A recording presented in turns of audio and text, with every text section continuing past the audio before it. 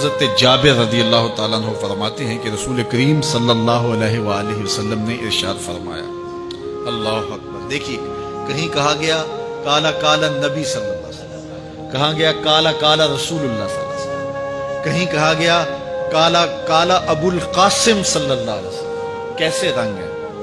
حضرت عائشہ بھی روایت کرتی ہیں حضور کی حدیث، تو کبھی نہیں کہتی کہ کالا کالا زوجی، میرے شوہر نے کہا، وہ بھی کہتے ہیں کالا کالا رسول اللہ، میرے رسول نے کہا۔ حضرت عباس روایت کرتے ہیں تو کبھی نہیں کہتے کہ میرے بھتیجے نے کہا، وہ بھی کہتے ہیں کالا کالا رسول اللہ صلی اللہ علیہ وسلم۔ اللہ اکبر۔ حضرت علی روایت کرتے ہیں، حضرت علی حضور کے بھائی لگتے ہیں نا، تو کبھی نہیں کہتے کالا کالا اخی، میرے بھائی نے کہا، وہ بھی کہتے ہیں کالا کالا رسول اللہ صلی اللہ علیہ وسلم۔ اللہ اکبر۔ یار رسول کا رشتہ کتنا بڑا رشتہ ہے۔ تو کوئی نہیں کہتا میرے شوہر نے کہا ہے، کوئی نہیں کہتا میرے بھتیجے نے کہا ہے، کوئی نہیں کہتا کہ میرے بھائی نے کہا ہے، سارے کہتے ہیں میرے رسول نے کہا ہے۔ تو یار یہ کتنا بڑا رشتہ ہے، کتنا عظیم رشتہ ہے، تو اس رشتے کے ساتھ فخر ہوتا ہے، ناز ہوتا ہے۔ اللہ اکبر۔ تو یہ کیا کہتے ہیں؟ کالا ابو القاسم، اب یہ کہتے ہیں کالا کالا رسول اللہ صلی اللہ علیہ وسلم۔ رسول کریم صلی اللہ علیہ وسلم نے ارشاد فرمایا، اُرِدَتْ عَلَيَّ النَّارُ، میرے اوپر جہنم کو پیش کیا گیا، میں نے جہنم کا ملاحظہ کیا، تو میں نے وہاں ایک عورت کو دیکھا، اس کی ایک بلی تھی، اس بلی کی وجہ سے اس کو میں نے عذاب میں مبتلا دیکھا۔ کیسے بلی کی وجہ سے اس کو عذاب دیا جا رہا تھا؟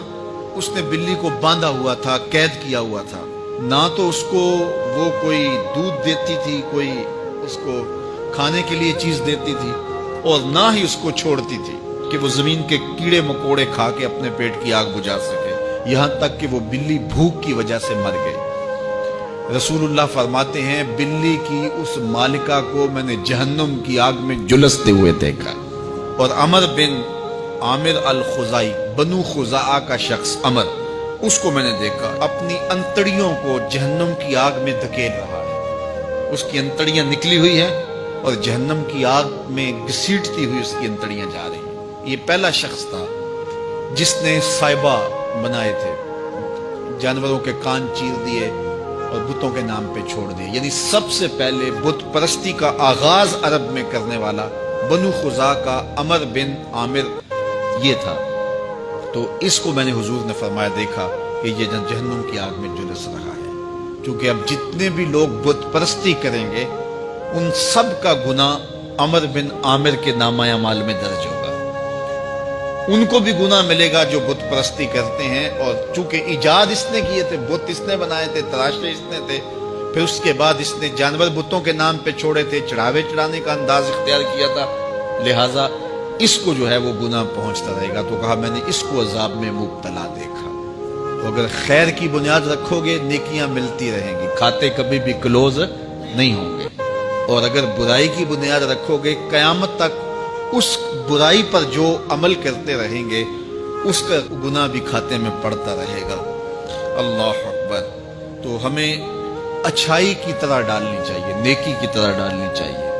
آقا کریم علیہ السلام نے ایک موقع پر فنڈ مانگا تو ایک شخص نے اٹھ کر کے پیش کیا، تو جب اس نے پیش کیا تو اس کے دیکھا دیکھی دوسرے بھی کھڑے ہو گئے، دوسرے بھی پیش کرنے لگے، بعض کا سارے خاموش ہوتے ہیں، کوئی ہمت نہیں کرتا، تو ایک کھڑا ہوا تو اس کو دیکھ کے دوسرے بھی کھڑے ہو گئے۔ تب حضور نے فرمایا تھا من سنّا فی الاسلام سنتن حسنۃ فلہ اجرھا، جس نے اسلام میں کوئی اچھا طریقہ رائج کیا اس کو اس کا اجر ملے گا، اور پھر اس کی دیکھا دیکھی جس نے بھی کوئی اچھا کام کیا اس کا اجر بھی اس کے اجر کی کمی کے بغیر اس کے کھاتے میں بھی داخل ہوتا رہے۔